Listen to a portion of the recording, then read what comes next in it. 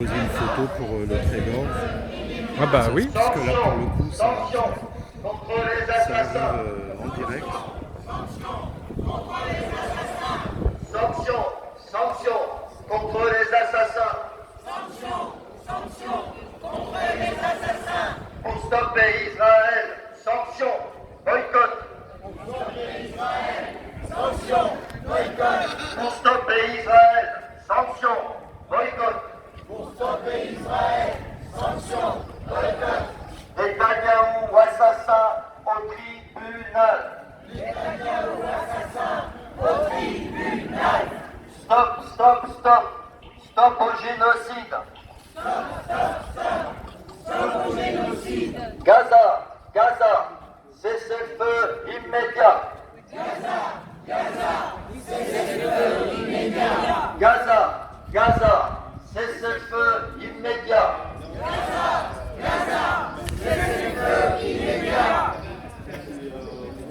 Voilà, on va vous rapprocher. Voilà. Et on va demander aux haut-parleurs d'arrêter de faire la girouette.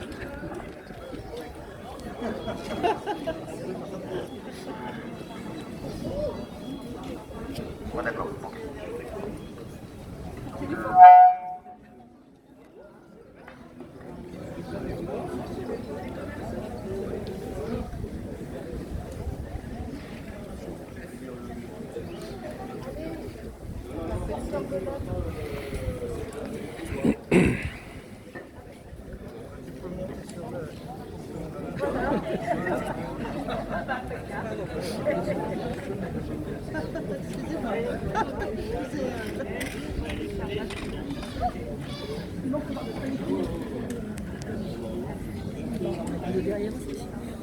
Oui, ouais. Comme ça, on va voir le drapeau. Alors, vous pouvez vous rapprocher un petit peu.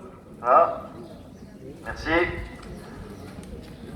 Donc, on se dit qu'on a été déjà assez long. On va passer directement sur une tribune qui a été signée par un collectif très important d'associations, d'organisations, de syndicats, de partis politiques et de personnalités qui s'inquiètent de l'état de la démocratie.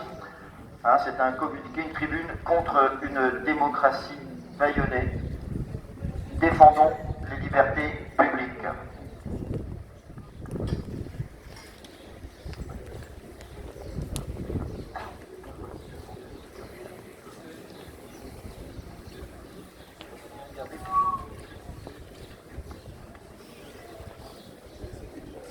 Alors, ces derniers jours ont été marqués par une aggravation des atteintes à la liberté syndicale, aux libertés d'expression et de manifestation.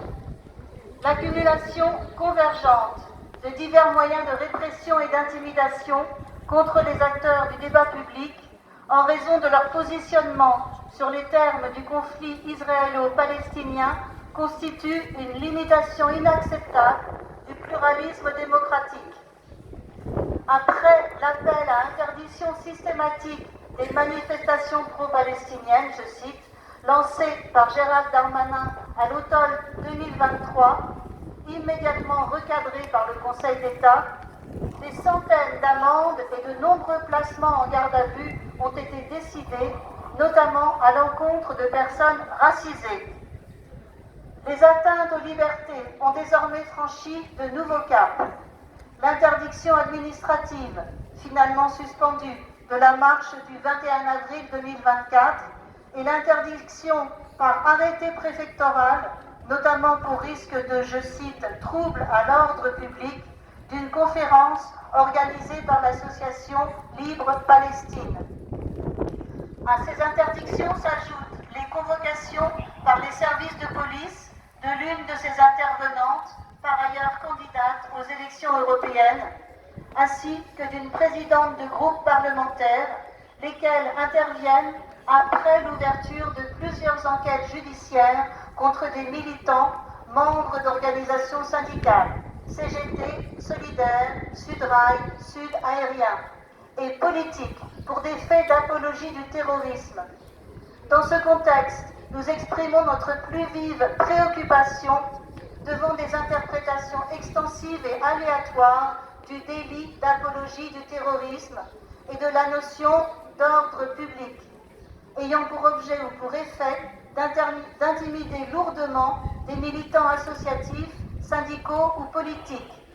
Nous tenons ainsi à alerter l'ensemble des acteurs institutionnels concernés, de même que l'opinion publique, quant à l'existence de mécanismes de procédure bâillons ayant pour conséquence in fine l'éviction de certains militants associatifs, syndicaux ou politiques du débat public.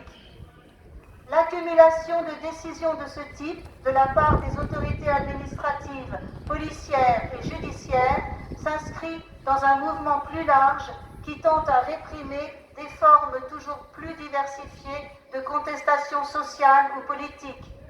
Ces tentatives d'intimidation se font au demeurant à l'aide d'outils juridiques toujours plus nombreux, interdiction de manifester, garde à vue préventive, tentative de dissolution ou retrait d'agrément ou de subvention d'association, etc. Leur dévoiement est d'ailleurs dénoncé par l'ONU, le Conseil de l'Europe, le Défenseur des droits et les organisations de défense des droits humains. Les moyens préventifs, coercitifs et répressifs ne doivent pas servir à orienter ou restreindre le débat public. Nous appelons l'ensemble des magistrats à redoubler de vigilance afin de ne pas réduire la justice à un outil de censure du débat démocratique, alors qu'elle est censée être le dernier rempart des libertés publiques et individuelles. Nous réaffirmons son rôle fondamental de contrôle du respect des garanties prévues par le Code de procédure pénale et par la Convention européenne des droits de l'homme, spécifiquement lorsqu'il est fait recours à des mesures privatives de liberté telles que la garde à vue. Le principe d'interprétation stricte de la loi pénale commande aux magistrats de se prémunir contre toute interprétation extensive des textes d'incrimination de ces infractions. Nous exprimons par suite notre attachement à une conception ouverte et équilibrée de la liberté d'expression et de contestation en démocratie constitutionnellement protégée. Voilà, le signataire.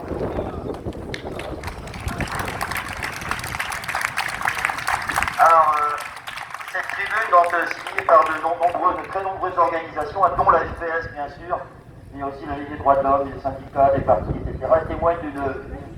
Voilà, la liste est extrêmement longue, témoigne d'une véritable préoccupation face à ce qu'on peut appeler une véritable offensive idéologique contre le mouvement de solidarité avec la Palestine.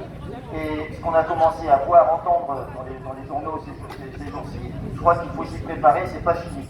Alors pour en parler, on va illustrer ce qui se passe un petit peu, la mauvaise foi, la malhonnêteté à laquelle on doit faire face et on va devoir faire face. Pour illustrer ça, deux exemples pris dans deux médias qui ne sont pas des médias de droite ni d'extrême droite, ni des. Voilà. Le Ouest France pour le premier et France Inter pour le second.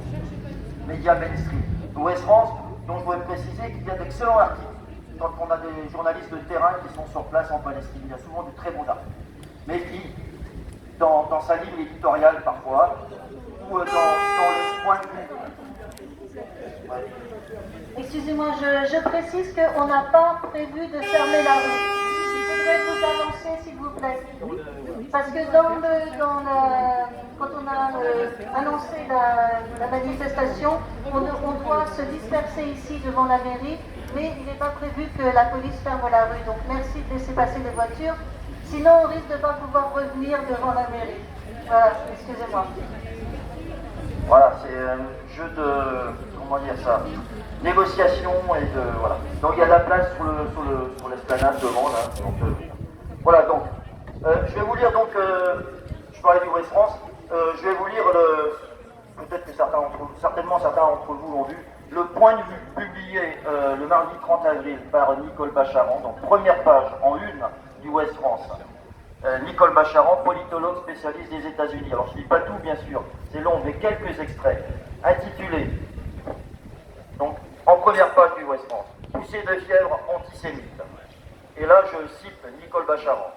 Il faut le regarder en face, le dire, l'écrire. C'est un antisémitisme radical, potentiellement assassin, exterminatoire. Et là, c'est une petite parenthèse que je fais, le mot exterminatoire renvoie bien sûr à une réalité historique que tout le monde a compris. Donc, un antisémitisme radical que l'on voit ces jours-ci s'enflammer sur les campus américains, ces universités d'élite qui ont pourtant fait l'envie du monde. Il ne s'agit plus d'exercer le droit légitime d'exprimer une opinion, de dénoncer la situation tragique de Gaza, critiquer le gouvernement israélien, condamner la colonisation ou la stratégie de Tsahal. Non, c'est bien la haine ancestrale qui se déchaîne et vise les juifs en tant que juifs, jusqu'à en appeler à leur élimination et à la fin d'Israël. Et elle donne quelques exemples de slogans entendus ou lus. Brûler Tel Aviv jusqu'au sol, non pas 1 mais 10 000, 100 000, 7 octobre, Hamas, du démon, etc. etc. D'est en ouest, la peste antisémite gagne. On voit des professeurs minimiser la colère étudiante. Cette complaisance accentue l'inquiétante dérive post-marxiste de la mouvance extrême gauche. C'est le retour du bouc émissaire, du juif exutoire à qui on attribue tous les mots. Voilà, propos de Nicole Bacharan. Et puis ensuite, elle se lâche un petit peu et elle se contredit elle-même. Parce qu'elle se dit en caractère entièrement rappelé pour elle qui est. Et alors, pour parler de la Palestine, on reprend la propagande du Hamas. Qui défend de l'exil des démocraties en criant au génocide, à la colonisation et à l'apartheid. C'est-à-dire que pour Nicole Bacharan, parler de colonisation, parler d'apartheid, et parler de génocide comme la Cour internationale de justice le fait, c'est reprendre la propagande du Hamas. C'est détourner le lexique des démocraties. Et elle continue. Savent-ils ces manifestants qui applaudissent l'islamisme meurtrier, qui sont les jouets du Hamas, appuyés par l'Iran, la Russie, la Chine, le Qatar, dont le but est d'internationaliser le djihad en fractionnant les sociétés occidentales et notamment en déstabilisant l'administration Biden. Voilà, donc on a tout là-dedans, tout ce à quoi on va devoir faire face encore et plus fort que jamais, je crois, dans les jours qui viennent. Deuxième exemple que j'ai pris, c'est une table ronde organisée par France Inter, par le journaliste Nicolas Demorand. Alors on a un prof de Sciences Po, c'est à propos de la mobilisation étudiante à Sciences Po. On a un prof de Sciences Po, spécialiste du djihadisme, Hugo Bicheron, une chercheuse du CNRS, Anne Mussel, et un journaliste du New York Times, Robert Cohen. Alors Robert Cohen, le prof de Sciences Po, on l'entend notamment fustiger les manifestants étudiants qui ont brandi le symbole des mains rouges. Alors, le symbole des mains rouges, je ne sais pas si vous êtes un petit peu au courant et si vous avez entendu parler de ça. Il y a plein de gens qui en ont parlé cette semaine. Comment il s'appelle Bayrou aussi, qui s'est lâché là-dessus, etc., etc. C'est quoi? Les étudiants ont manifesté avec les mains rouges, le sang. Et ils ont expliqué ensuite que pour eux, c'était une évidence. C'est une façon de symboliser, comme ça s'est fait dans un certain nombre d'autres théâtres de lutte, Black Lives Matter aux États-Unis, au Chili, et même en Israël, les familles des otages ont utilisé ce symbole. C'est le symbole du massacre, et c'est aussi le symbole des mains on a les mains très donc c'était symbolique, tout le monde pensait qu'il comprendrait. Sauf que les mains rouges, c'est aussi une référence à un événement qui s'est passé en 2000 à Ramallah, en plein début de l'intifada, alors que les morts palestiniens se comptaient par dizaines déjà face à une répression féroce contre les manifestants par l'armée israélienne. 2 soldats israéliens égarés près de Ramallah ont été arrêtés par la police et ont été lynchés par la foule. Et un des manifestants a montré sa main rouge, cette photo a fait le tour du monde. Et donc, aujourd'hui, on utilise ce symbole des mains rouges pour dire, vous voyez, les étudiants de Sciences Po, ils utilisent ce symbole qui est le symbole du lynchage de 2 Israéliens par la foule. C'est donc un appel au meurtre. Voilà. Or, les étudiants viennent expliquer qu'il n'en est rien. Donc on entend le prof fustiger les manifestants qui ont brandi le symbole des mains rouges. Et il se justifie en disant qu'il ne savait pas ce que c'était. Mais alors, dit-il, ils sont vraiment, comment dit-il, je cherche ma ligne, voilà, ils ne sont que de mauvais militants, de mauvais étudiants ou des étudiants ignorants, et donc les enseignants, c'est-à-dire les collègues de prof en question, n'ont pas fait leur boulot. En tout cas, dit-il, le sous-texte de leur geste était manifestement mort aux juifs, même s'il était de façon subliminale. Voilà. Et donc ce symbole des mains rouges, ça a fait le tour un petit peu d'un certain nombre de rédactions, d'agitation dans les médias et auprès du monde politique. Donc ces étudiants qui manifestent, qui ont utilisé le symbole des mains rouges, ils se sont disqualifiés. Ils n'ont plus voix au chapitre. Même, quand ils répètent, ils le redisent qu'il s'agit de dénoncer le massacre de milliers de civils et un potentiel génocide en cours. En sous-texte, là, quand on entend M. Micheron, prof de Sciences Po, là, on a affaire à une poignée d'excités qui ne savent pas de quoi ils parlent, donc ils sont manipulés. Et par qui sont-ils manipulés? Eh bien, il faut encore écouter le professeur Hugo Micheron. Eh bien, entre autres, bien sûr, par l'Iran. Et il en a la preuve. Et la preuve qu'il donne, c'est un tweet de l'ayatollah Ali Khamenei, illustré par une photo qui a justement été prise à Sciences Po Paris. Voilà, et il dit c'est un cas typique d'ingérence d'une puissance étrangère. Voilà, le fait que l'ayatollah Ali Khamenei ait utilisé une photo prise à Sciences Po Paris, ce que tout le monde peut faire, il suffit d'aller piquer la photo sur internet n'importe où, suffit selon lui à faire le lien entre l'Iran et les manifestations étudiantes en cours. Ah, je sais pas, moi je trouve ça proprement scandaleux. Voilà. Alors d'ailleurs, comme dit l'américain Robert Cohen qui était présent aussi, il faut bien avoir conscience qu'il s'agit d'une confrontation entre un monde émergent, le Sud global, et l'Occident. Sous-entendu, l'Occident des démocraties, le monde des démocraties. À propos de génocide, on entend aussi dans cette émission la chercheuse Anne Mussel expliquer que les manifestants doivent qu'on ne devrait pas parler de génocide à la légère. Le génocide, c'est compliqué. Cela mobilise un savoir historique, un savoir juridique très précis. On ne doit pas utiliser ce mot. Mais on a envie de lui demander, mais est-ce que vous avez entendu parler, Madame Mussel, de l'arrêt de la Cour internationale de justice qui prononce ce mot de génocide, qui dit qu'il y a potentiellement un génocide en cours? Non, là on dit, quand nous on crie, là, sur la place de l'Agnon, stop au génocide, on est, selon elle, très léger. On ne devrait pas utiliser mots à la légère. Mais ces mots sont ceux de la Cour internationale de justice. Heureusement, elle ajoute quand même que, pour relativiser un petit peu les blocages auxquels on assiste à Sciences Po, elle dit oui, ça le fait d'une minorité, mais il faut quand même reconnaître que la majorité des étudiants à Sciences Po sont favorables à la cause palestinienne et demandent le cessez-le-feu à Gaza. Et elle admet aussi, c'est intéressant, que les manifestations et blocages font l'objet d'une surexploitation politique malienne. Ce qui n'empêche pas Nicolas Demorand, le journaliste, d'appuyer les propos de ses invités en citant sur un ton des trucs graves, bien sûr, tout ce qu'on a entendu dans le monde politique. Par exemple, Larcher, président du Sénat, Sciences Po est devenu le bunker de l'islamo-gauchisme. Puis Valérie Pécresse, qui parle de la haine antisémite instrumentalisée par LFI et ses alliés. Ou encore Gilbert Keppel, spécialiste du djihad, parler du gros pro-mélanchonisme, etc., etc. Donc, on peut noter quand même que dans toute cette discussion, ça dure, il n'y a pas un mot de prononcé, que ce soit dans le Westport par Nicole Bacharan ou par les invités de Nicolas Demorand sur France Inter, pour dénoncer l'antisémitisme, le wokisme, etc.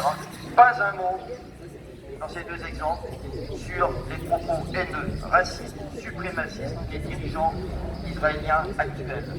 Pas un mot sur le nettoyage ethnique en projet déjà passé. Pas un mot sur les agressions des colons protégés par la Russie. Pas un mot sur les mouvements au droit international et aux droits de l'homme dont Israël est coutumier depuis tant et tant d'années. Amnesty qui parle d'apartheid, et c'est du wokisme d'extrême gauche. La colonisation, mais vous utilisez le lexique du Hamas, vous croirez avec. Pas un mot, bien sûr, non plus sur la présence depuis octobre, dès octobre, sur la présence dans les manifestations américaines, comme en France, de nombreux juifs. Et aussi aux États-Unis, c'est un fait relativement alors que c'est un fait avéré. Pas un mot non plus sur ces rescapés enfants de rescapés de la Shoah que nous citions la semaine dernière et qui appellent à dénoncer l'horreur en cours à Gaza et qui dénoncent fortement l'amalgame fait entre antisionisme et antisémitisme. Au passage, Nicole Bacharan, dans son point de vue, parle aussi d'Israël comme un des pays les plus multiethniques de la planète. On se demande si elle a entendu parler de la loi de 2018 qui concrétise le projet sioniste en faisant d'Israël l'État-nation du seul peuple juif et qui exclut ainsi 20% de sa population. Et cette même loi qui fait de la colonisation une valeur fondamentale de l'État d'Israël. Ouais. Parlons aussi des gens comme Rima Assad par exemple, elle n'est pas la seule, à qui on reproche d'être pour un État, de parler d'un État binational. Ça veut dire qu'ils sont contre la solution à deux États, cela veut dire qu'ils sont contre Israël, cela veut dire qu'ils veulent la destruction d'Israël. Sans jamais expliquer que cette revendication d'un État binational, elle est de plus en plus entendue. Le Mossad, écrivain israélite, historien israélien bien connu, vient d'écrire un livre là-dessus. Cette revendication, elle est la revendication des Palestiniens à jouir des mêmes droits que les Juifs sur tout le territoire de la Palestine historique, du Jourdain jusqu'à la mer. La Palestine sera libre pour tous. Pour tous. C'est une autre façon de comprendre ce slogan du Jourdain à la mer que d'autres ne veulent entendre que comme un appel à chasser les Juifs. Donc, pour résumer, parce que je suis un peu long, mais peut-être un peu énervé aussi, on a affaire à une offensive vraiment très forte. Et c'est pas fini, avec des mouvements étudiants qui vont continuer, des mouvements lycéens qui certainement vont continuer. Il faut s'attendre à un déferlement de haine contre tout le mouvement de solidarité avec la Palestine. Et ce qui est le plus grave, des hommes politiques, mais aussi dans les médias, et ce qui est le plus grave, c'est que quand on parlera de tout ça, on ne parlera pas de ce qui se passe à Gaza. On ne parlera plus de ce qui se passe en Cisjordanie. On ne parlera plus de Netanyahou et de ses exactions. On parle, voilà, de l'antisémitisme rencontre qui caractérise la société. Nous sommes tous des antisémites, ici c'est bien connu. Voilà. Donc je suis un petit peu énervé quand j'entends ce genre de choses, quand je lis ce genre de propos. Alors, à mon sens, il faut que nous restions, nous, droits dans nos bottes. On a assez à dire, on continue de dire, on continuera à le dire. Peut-être avoir conscience qu'en face de nous, il y a vraiment une force médiatique surpuissante par rapport à nous. À nous aussi d'éviter de donner prise à tout ça, il y a suffisamment de vérité simple, claire, avérée à dire.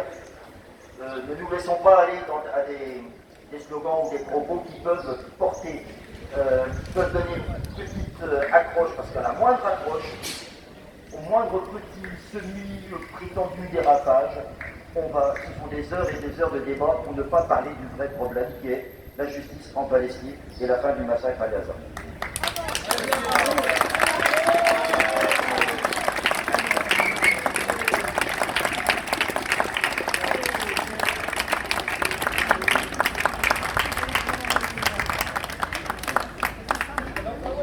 Voilà, donc on avait annoncé un texte de l'UNICEF, on ne va pas le faire parce qu'on a été assez long.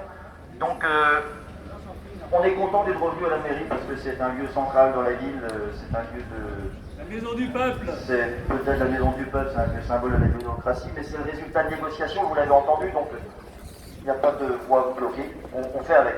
Et on vous donne rendez-vous samedi prochain, vous savez que les négociations, il y a des négociations en cours, on se demande bien ce que ça va pouvoir donner. On attend, il y a peut-être un espoir de trêve, donc à voir. Et a priori, rendez-vous samedi 11h, partie des droits de l'homme.